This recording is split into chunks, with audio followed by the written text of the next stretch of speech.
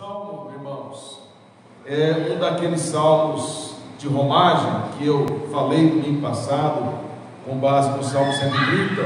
São 15 salmos, do Salmo 120 ao Salmo 134. E como nós temos falado, Deus usou os compiladores para poder montar esses salmos. Provavelmente esse último livro foi Esdras que tenha montado, ou algum debaixo da sua autoridade. O fato é que nenhum destes salmos é colocado no lugar onde está sem uma razão, sem uma didática para nos ensinar.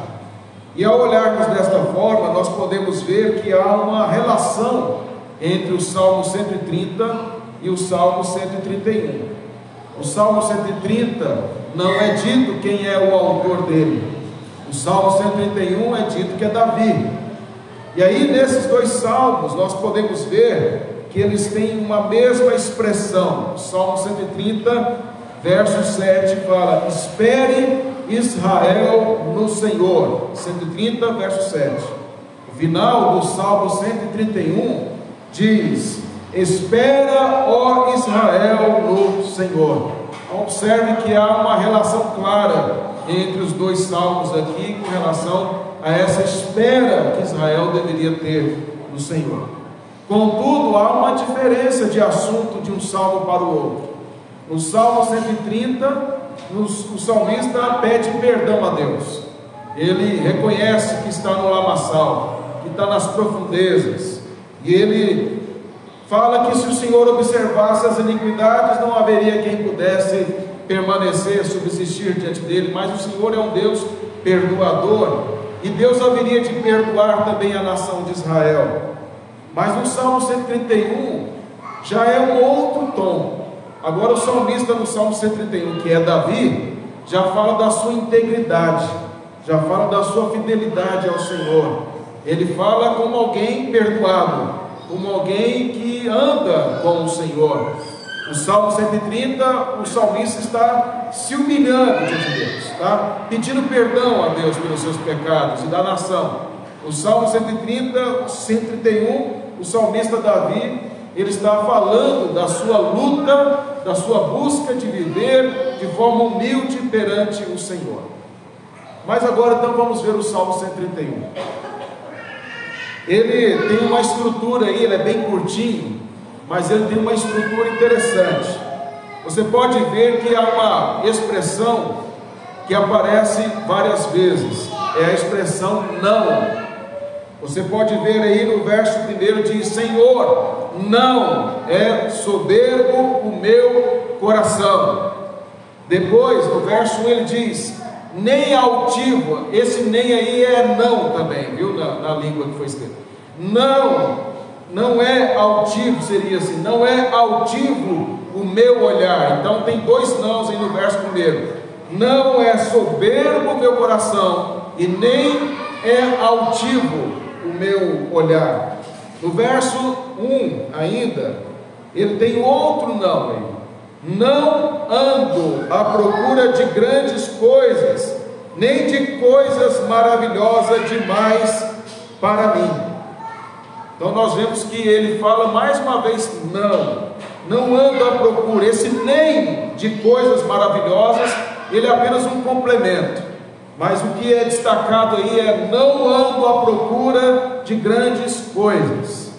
E aí no verso 2, ele fala assim: pelo contrário, fiz calar e sossegar a minha alma. Esse pelo contrário também é um não, só que ele é colocado desta maneira por quê? Porque é como se Davi dissesse o seguinte: meu coração não é soberbo, eu não tenho um olhar altivo, eu não ando em busca de grandes coisas. E aí o verso 2, ele vai dizer como ele alcançou isso. Porque se ele não colocasse a maneira pela qual o seu coração não é soberbo, o seu olhar não é altivo, poderia parecer que ele é meio orgulhoso. Mas ele vai dizer no verso 2 como que ele conseguiu levar o seu coração a não ser soberbo, o seu olhar não ser altivo, e ele não andar à busca de coisas grandiosas. Vamos tentar entender melhor isso, parte a parte. Vamos ao verso 1. Ele faz uma declaração sobre a sua integridade. Ele diz: Senhor, não é soberbo o meu coração. Primeira coisa, nós temos que destacar sempre para quem ele está falando. Ele está falando para o Senhor. Ele está dirigindo a sua oração, a sua fala, o seu cântico, àquele que o conhece, àquele que sabe quem ele é. Como ele próprio disse no Salmo 139.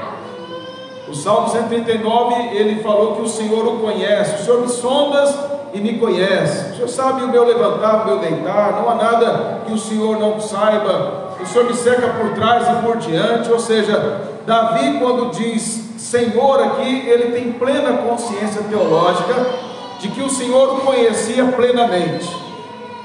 Não havia como ele esconder nada de Deus.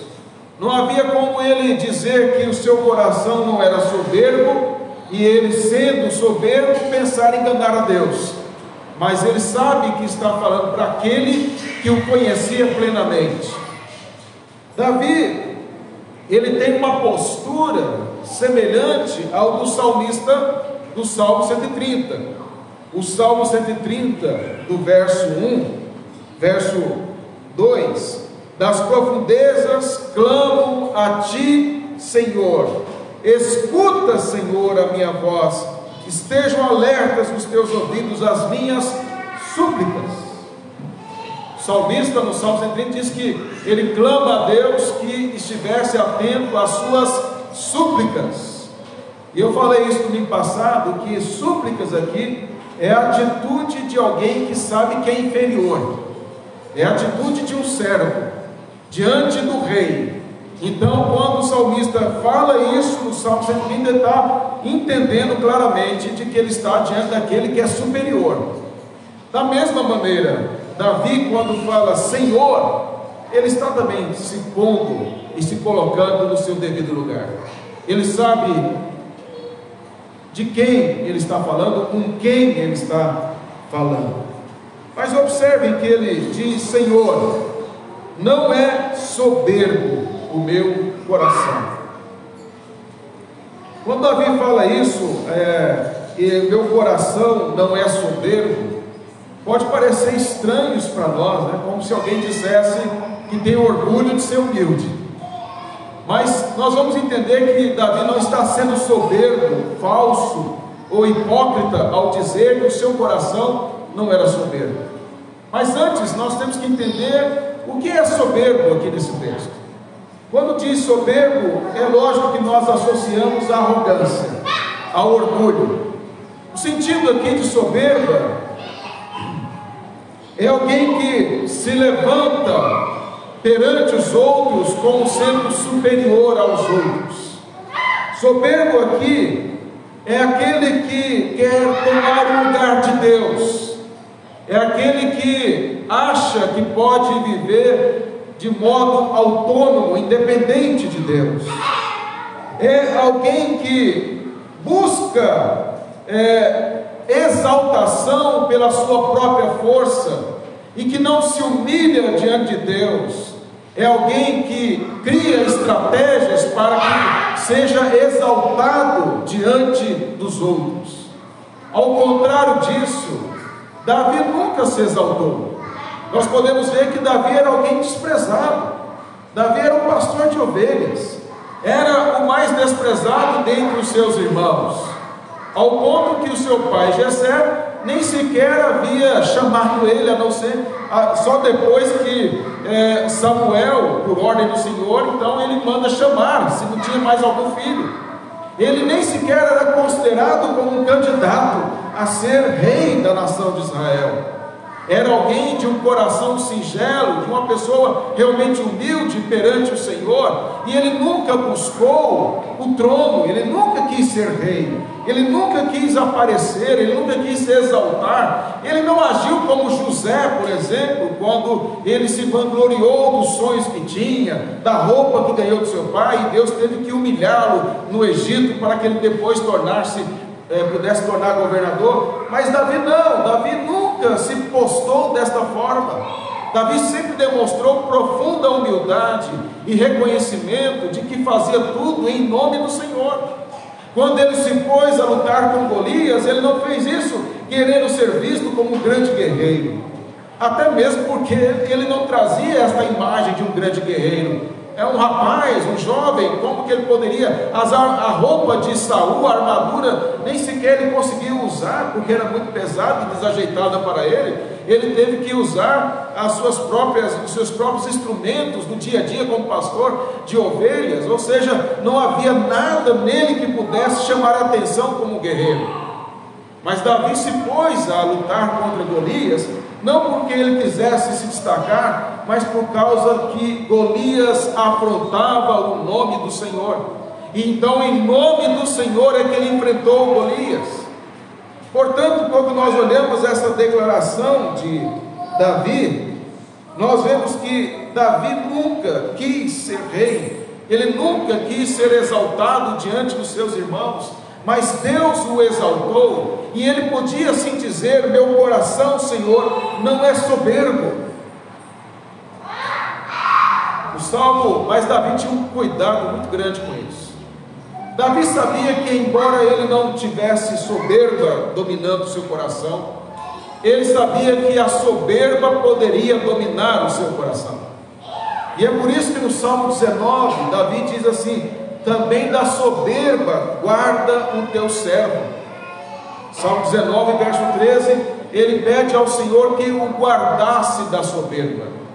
E soberba ali é uma outra palavra, interessante, porque soberba no Salmo 19 é uma outra palavra que é usada por ele lá. Soberba no Salmo 19, verso 13, tem a ver com rebeldia à instrução do Senhor. Então Davi, lá no Salmo 19, ele fala: Senhor, admoesta o teu servo pelos mandamentos.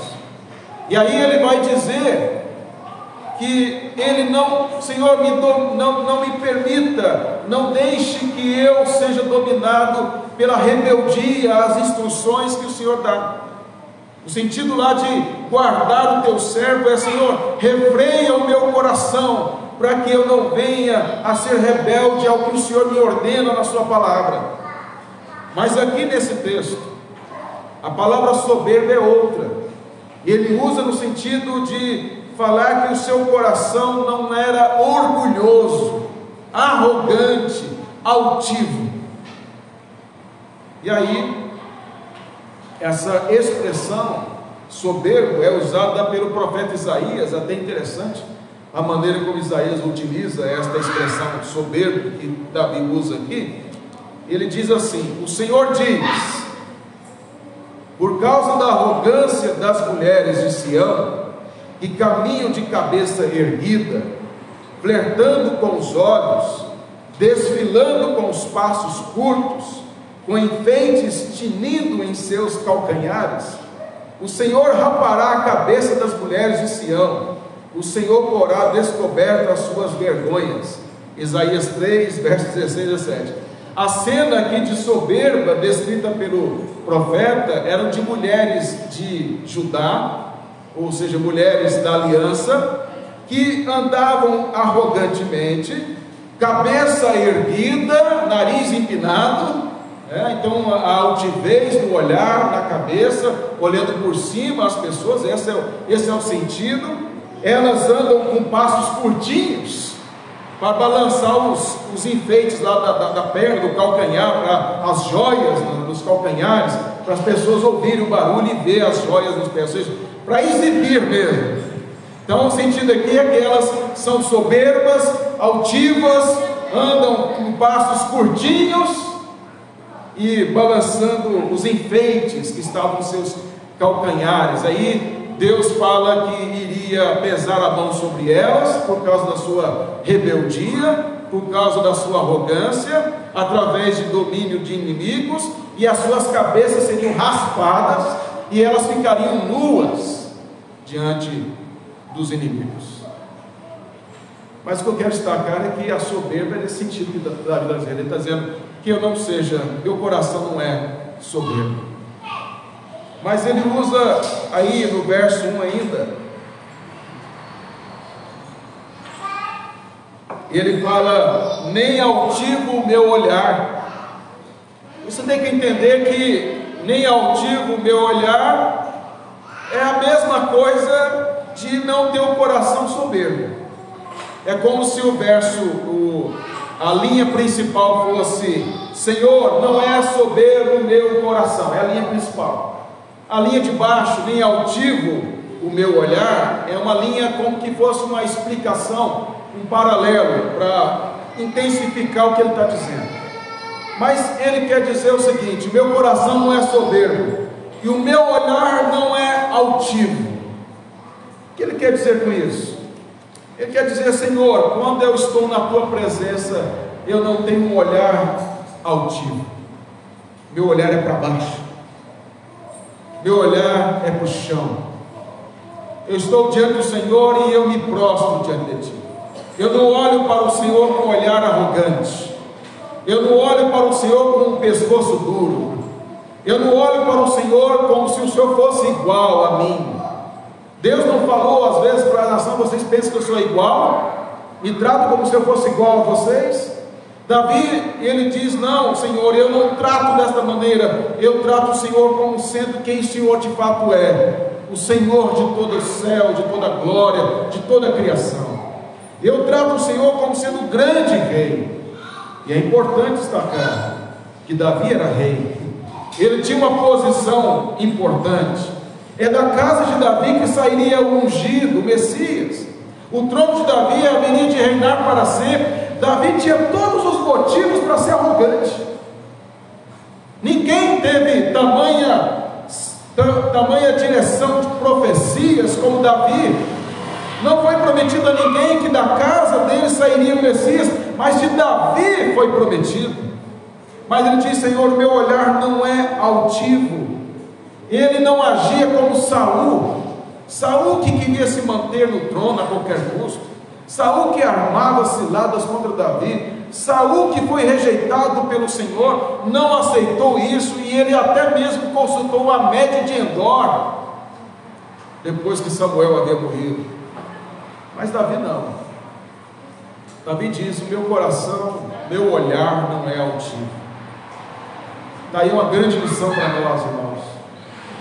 Quando nós não temos um olhar altivo para Deus, nosso coração é humilhado, e nós também agiremos com humildade em relação ao próximo.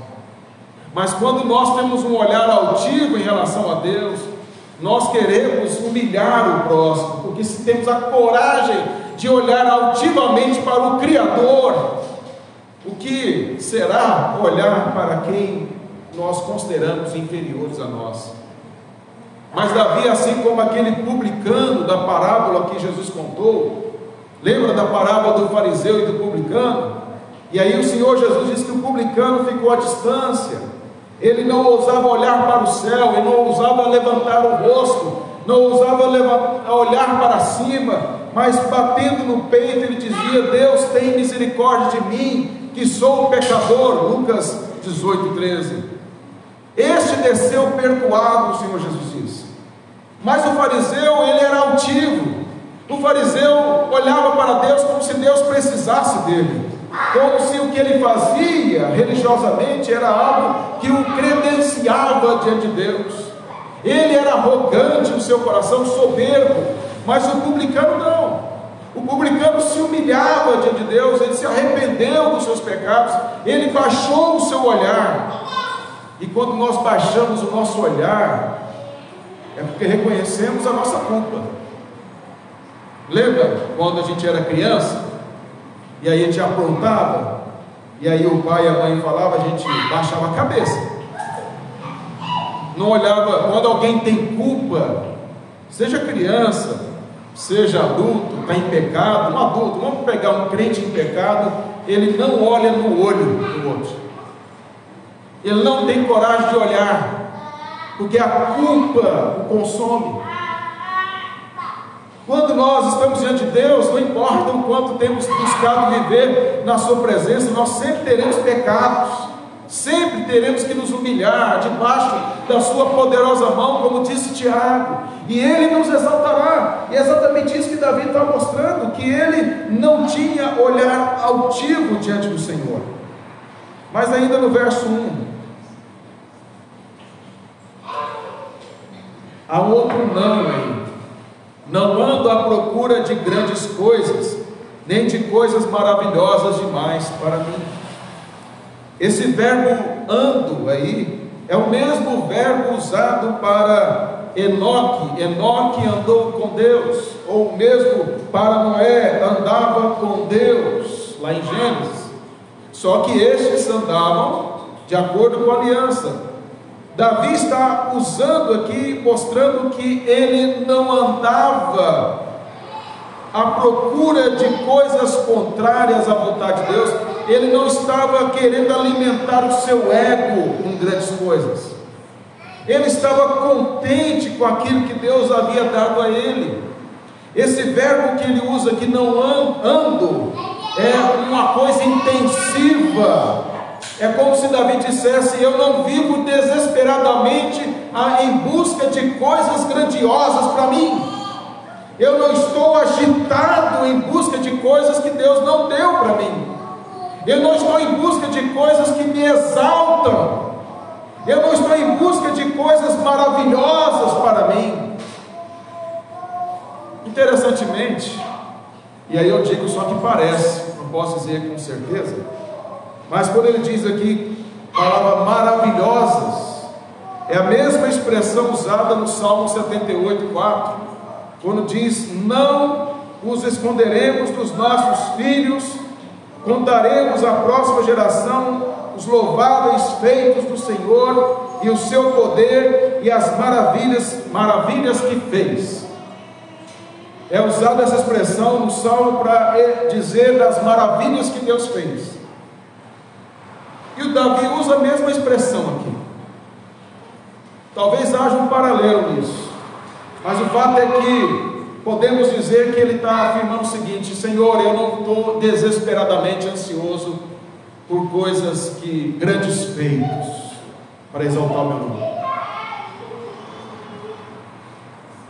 João Calvino, falando sobre esse texto, ele disse que nós aprendemos com Davi nessa parte do Salmo, que nós devemos estar contentes com aquilo que Deus tem dado a nós, que nós devemos entender que cada um de nós tem um chamado, e Davi entendia que o seu chamado era aquele de ser rei, e ele não buscava nada além daquilo que Deus havia dado a ele, que ele procurava de fato ser achado fiel naquilo que Deus o chamou para ser. O seu coração não era dominado pelo desejo de ser igual aos outros, ele não vivia invejando os outros como Saul o invejou, ele não buscava a glória para si, mas ele buscava glorificar ao Senhor que o chamou para ser rei. Então Calvino fala que nós todos devemos temer e não querer entrar em esferas que não é da nossa competência, em áreas em que Deus não nos chamou para realizar, para tentar nos destacar, mas devemos estar contentes com o que o Senhor tem nos dado e para o que o Senhor tem nos chamado. E é isso que Davi está dizendo, ele está contente, ele está feliz. No Salmo 18, Davi diz que: porque tu salvas o povo humilde, mas os olhos altivos tu os abates. Davi já havia dito no Salmo 18 que o Senhor abate os altivos. Davi tinha o conhecimento de que o Senhor não tolerava olhos altivos. Deus não se agrada de pessoas soberbas, Deus abate, como aquelas mulheres lá de Judá que andavam empinadas. Deus diz: eu vou raspar a cabeça delas. vou envergonhá-las diante dos inimigos por causa da sua altivez.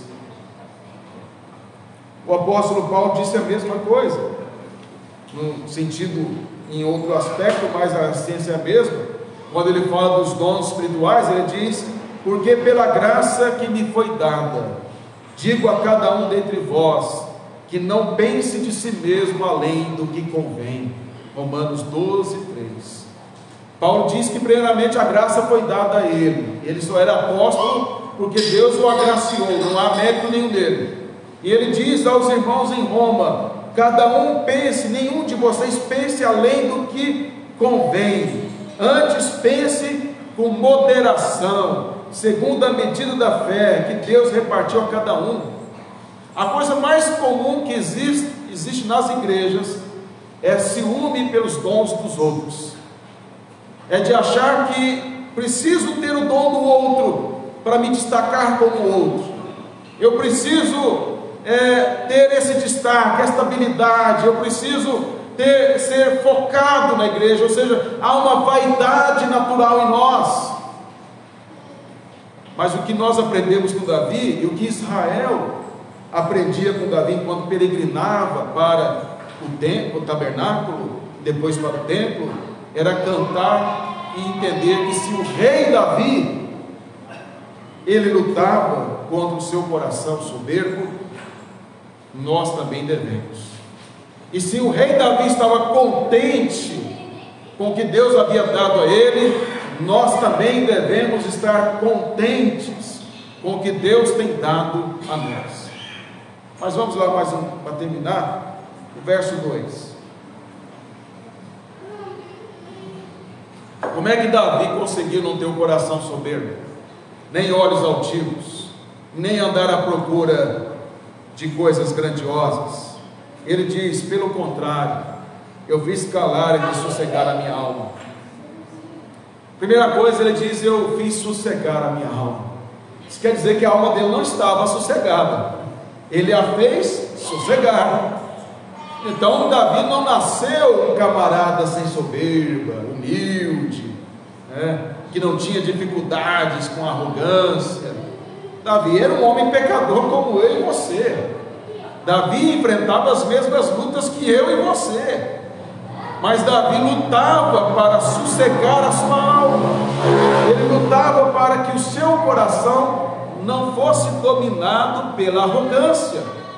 Imagine ser um rei, ser aclamado como um grande rei que ele foi, um grande guerreiro, músico. Ele era cheio de dons, tinha tudo para ele ser extremamente arrogante, porque Davi era um homem de muitos talentos. Mas Davi diz: eu fiz sossegar a minha alma. O sentido de sossegar aí é o mesmo usado no Salmo 37, escrito por Davi, no verso 7, descansa no Senhor e espera nele. A ideia é de descansar em Deus. Como é que Davi conseguiu dominar o seu coração para não ser altivo, soberbo, não andar em busca de coisas que não eram da sua competência? Na medida em que ele fez calar a alma. E como é que ele fez calar a alma?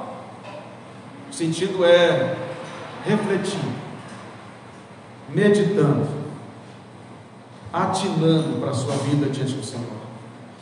Davi se colocava diante do Senhor humildemente, com os olhos baixos, e ele pedia ao Senhor: sonda meu coração, vê se há em mim algum caminho mau, como está no Salmo 139.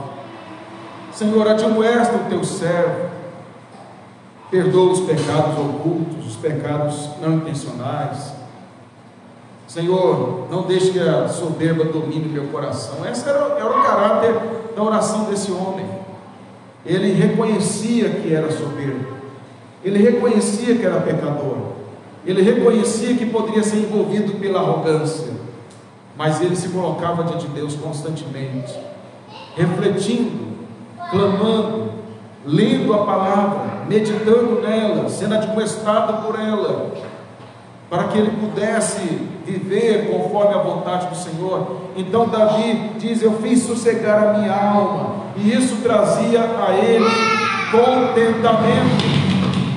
Não é isso que Paulo disse lá em Filipenses 4, quando ele disse que ele aprendeu a viver contente em toda e qualquer situação, ele aprendeu, não nasceu sabendo. Paulo teve que aprender pelas experiências, pela interpretação das experiências que ele fez com a Escritura. Ele aprendeu a viver contente em toda e qualquer situação. Esse aquietar aqui, esse sossegar da alma, é a ideia de você refletir diante de tumultos do seu coração.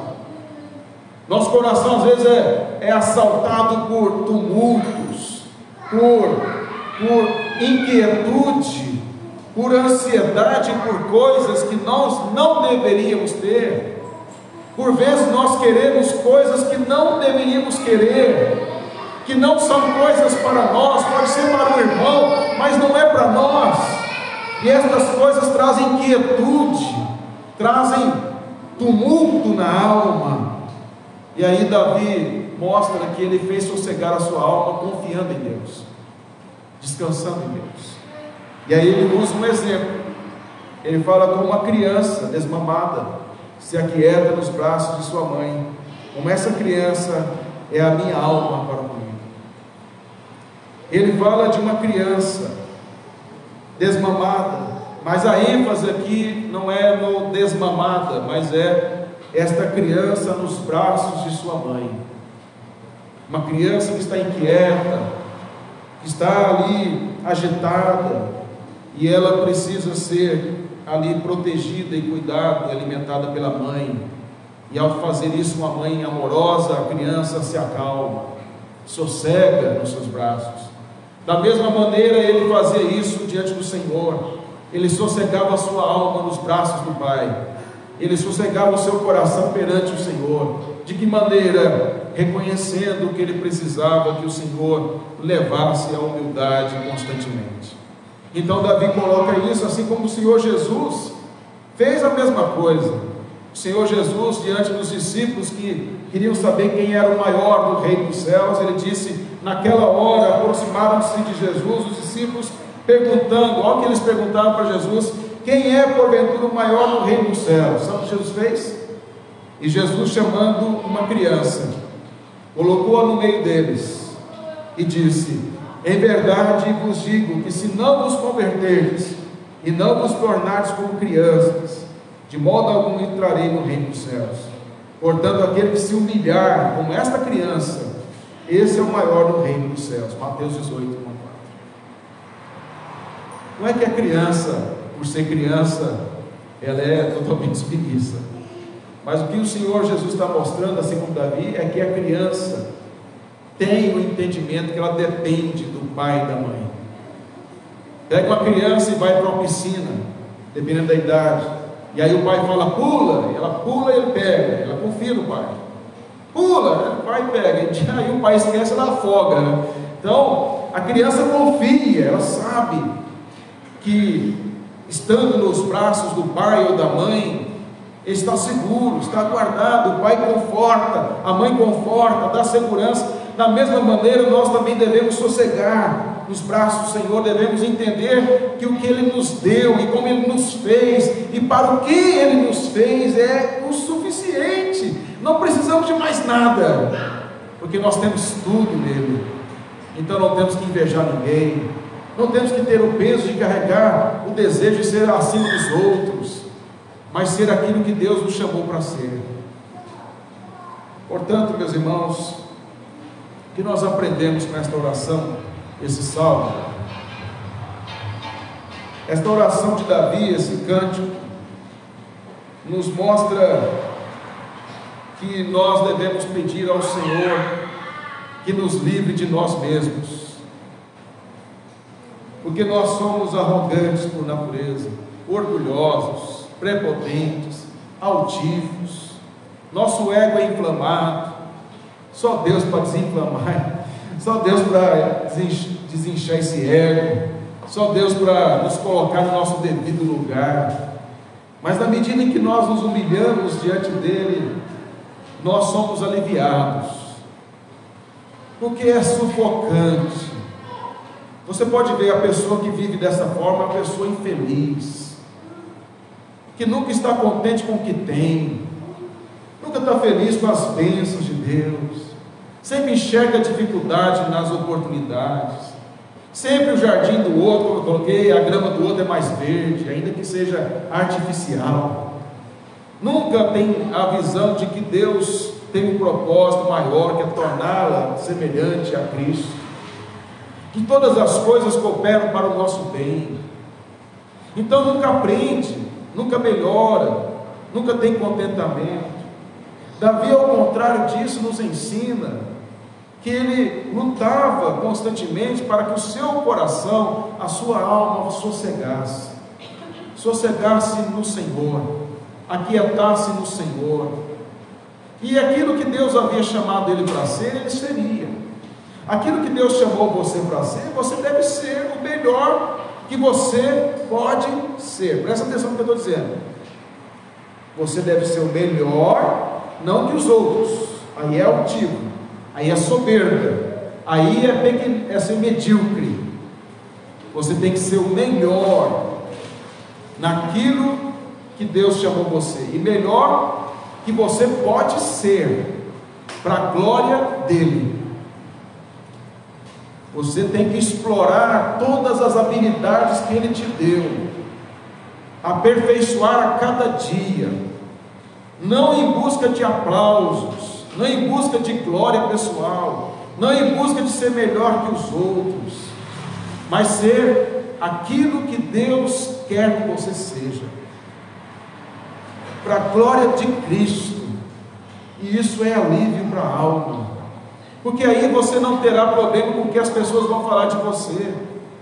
Você não vai viver conforme o conceito que elas têm de você, porque o que elas pensam de você não determina o que você é. O que determina o que você é o que você é diante dele, como você é diante dele. É isso que importa. Não importa o que as pessoas pensam, importa o que a Escritura diz que você é.